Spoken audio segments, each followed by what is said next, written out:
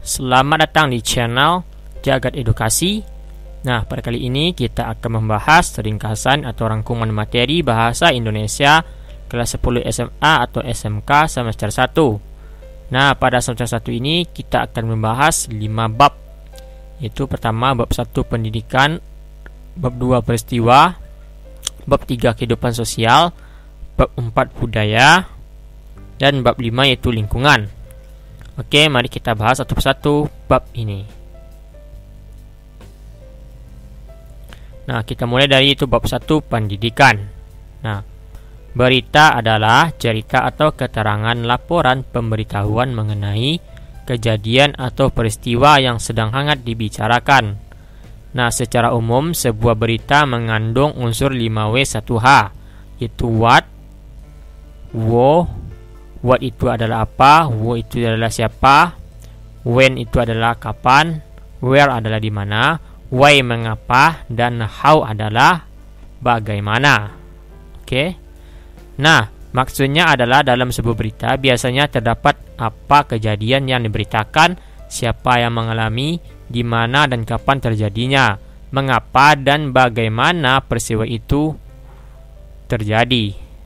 Oke. Nah, selanjutnya, perkenalan merupakan salah satu bagian penting dalam kehidupan sehari-hari, khususnya kegiatan yang bersifat formal seperti rapat, seminar, penyuluhan, dan sebagainya. Hal-hal umum yang perlu diungkapkan dalam perkenalan antara lain nama lengkap dan gelar, tempat dan tanggal lahir, alamat, pekerjaan dan atau jabatan, pengalaman pendidikan, riwayat pekerjaan, hobi, dan informasi lain yang sesuai dengan kegiatan yang diadakan. Sebuah paragraf terdiri atas satu kalimat utama dan beberapa kalimat penjelas. Paragraf yang baik setidaknya memuat 4 unsur, yaitu kesatuan atau kohesi, kepaduan atau koherensi, kelengkapan, dan kevariasian. Berdasarkan letak kalimat utamanya, paragraf dibedakan menjadi paragraf deduktif, induktif, campuran. Selanjutnya, berdasarkan teknik pemaparannya dibedakan menjadi paragraf narasi, deskripsi, eksposisi, argumentasi, dan persuasi. Membaca puisi merupakan salah satu bentuk kegiatan mengapresiasi puisi.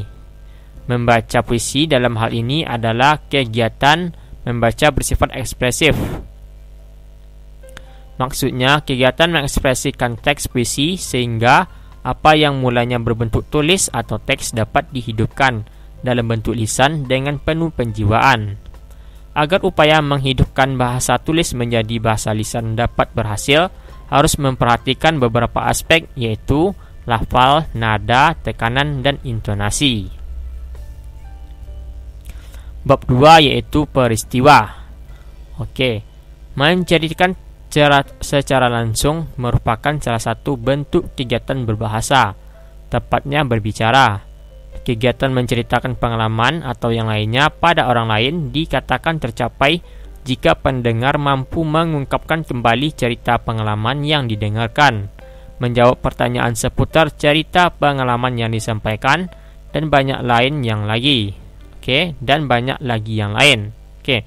Terdapat beberapa hal yang perlu diperhatikan sebelum melaksanakan kegiatan menceritakan pengalaman atau yang lainnya pada orang lain. Yang pertama itu substansi dan urutan pengalaman yang akan disampaikan. Yang kedua, tempat di mana kamu akan bercerita atau forum resmi atau tak resmi. Yang ketiga, siapa yang akan menjadi pendengar. Dan keempat, persiapkan mental saat menceritakan dan pertanyaan yang akan diajukan. Membaca cepat merupakan keterampilan memilih isi bahan yang harus dibaca sesuai dengan tujuan, keperluan, dan tidak membuang-buang waktu untuk menekuni bagian-bagian yang tidak perlu. Oleh karena itu, biasanya proses membaca cepat dilakukan dalam waktu yang relatif singkat. Membaca cepat merupakan satu dari sekian jenis kegiatan membaca ekstensif. Paragraf deskriptif merupakan salah satu sekian jenis paragraf yang ada. Paragraf deskriptif merupakan paragraf yang menggambarkan sesuatu dengan jelas sehingga pembaca seolah-olah menyatakan atau mengalami sendiri hal atau peristiwa yang digambarkan. Paragraf deskriptif memiliki karakteristik sebagai berikut. Yang pertama berupa pemberian objek tertentu. Oke, yang kedua yaitu objek yang deskripsikan bersifat faktual. Yang ketiga, sifat-sifat objek yang dideskripsikan jelas. Yang keempat, bertujuan memberikan pengalaman pada pembaca. Yang kelima, memberikan sugesti pada pembaca sehingga pembaca memiliki kesan atau interpretasi tertentu. Puisi merupakan salah satu bentuk karya sastra yang ditulis dalam bentuk lari-lari yang membentuk bait dengan menggunakan bahasa yang singkat, padat, dan ambiguitas. Oke. Mendengarkan pembacaan puisi merupakan salah satu bentuk kegiatan mengapresiasi terhadap karya sastra. Selain menikmati pembacaan, mendengarkan puisi merupakan kegiatan perenungan terhadap unsur yang ada dalam puisi yang didengarkan. Bab 3 yaitu kehidupan sosial. Membaca ekstensif merupakan salah satu jenis kegiatan menyerap informasi secara global atau umum. Objeknya meliputi sebanyak mungkin teks dalam waktu yang relatif singkat. Berdasarkan jenisnya, membaca ekstensif dibedakan atas membaca survei, membaca sekilas, dan membaca dangkal. Membaca ekstensif merupakan kegiatan membaca yang dilakukan dalam waktu yang relatif singkat. Menulis paragraf merupakan kegiatan menaungkan ide dan pikiran dalam rangkaian kalimat atau kalimat utama dan kalimat penjelas. Paragraf ekspositif merupakan salah satu paragraf yang berisi pemaparan yang bertujuan untuk memperluas pandangan atau pengetahuan pembaca. Teknik penulisan paragraf ekspositif dibedakan atas teknik sebab akibat, teknik definisi, teknik klasifikasi, dan teknik contoh. Mendengarkan pembacaan puisi merupakan salah satu bentuk kegiatan mengekspresiasi karya sastra. Salah satu cara memahami isi puisi secara mendalam adalah dengan melakukan analisis isi puisi yang dilalui dalam beberapa tahap. Pertama, analisis terhadap aspek bunyi. Kedua, analisis terhadap aspek kata. Ketiga, pemahaman terhadap unsur intrinsik puisi. Keempat, pemahaman makna secara implisit. Kelima, perenungan terhadap isi puisi secara menyeluruh. Cerpen atau cerita pendek merupakan salah satu bentuk karangan fiksi yang memuat unsur intrinsik dan unsur ekstrinsik.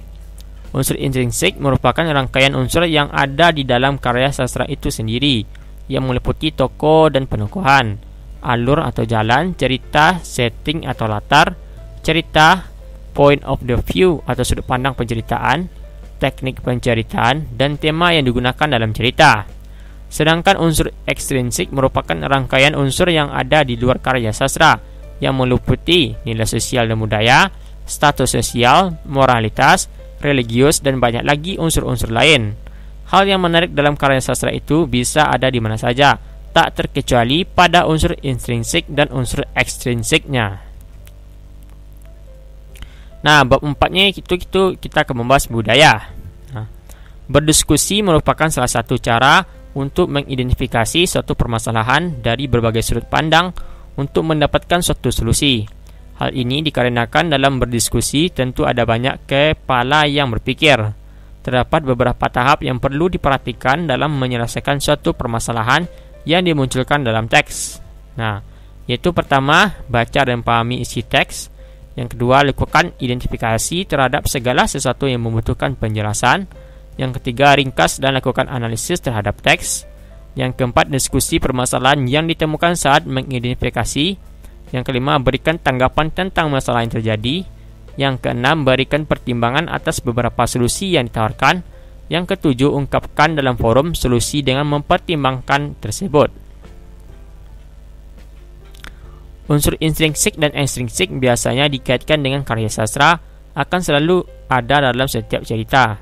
Dalam perspektif karya sastra, unsur intrinsik diartikan sebagai rangkaian unsur yang ada di dalam karya sastra itu sendiri, yang meliputi tokoh penokohan, alur atau jalan, cerita, setting, cerita, point of the view atau sudut pandang penceritaan, teknik penceritaan, dan tema yang digunakan dalam cerita.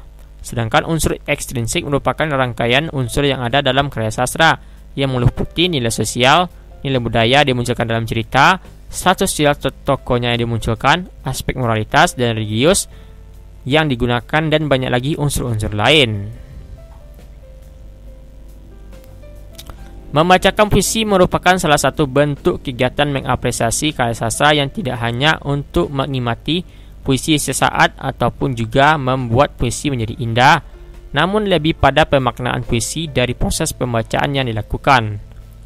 Nah, puisi berdasarkan bentuknya dibedakan atas puisi konvensional atau lama dan inkonvensional atau modern. Puisi lama merupakan jenis puisi yang terikat oleh aturan dalam penulisan puisi, misalnya prasajakan, pengaturan penulisan, musikalitas, dan yang lainnya. Yang tergolong dalam puisi lama adalah pantun, syair, gurindam, bidal, talibun, dan banyak lagi yang lainnya. Nah, bab 5 yaitu lingkungan.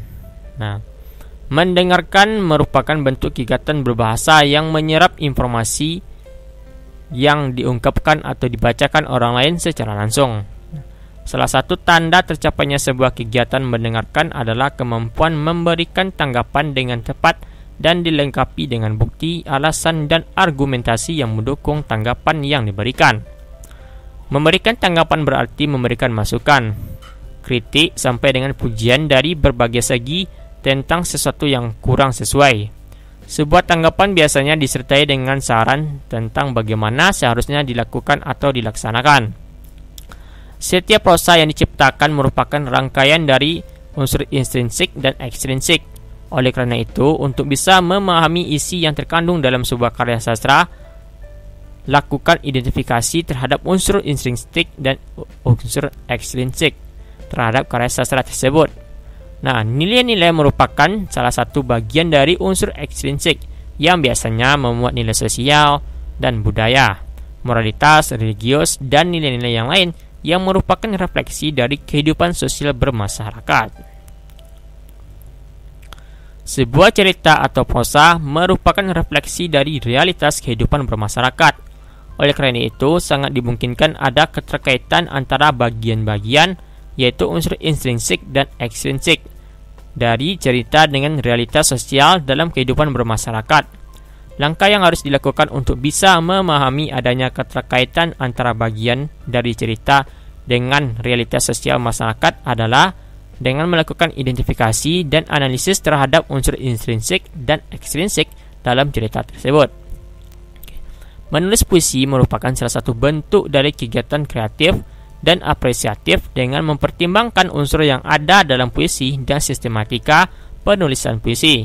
Nah, proses penulisannya pun melalui beberapa tahap, yaitu tahap penginderaan, tahap perenungan, dan pengendapan, serta tahap memainkan kata-kata yang telah dipilih. Oke, sekian dulu itu rangkuman dan ringkasannya. Terima kasih dan jangan lupa klik tombol subscribe dan saksikan video pembelajaran yang lainnya di channel ini. Sampai jumpa.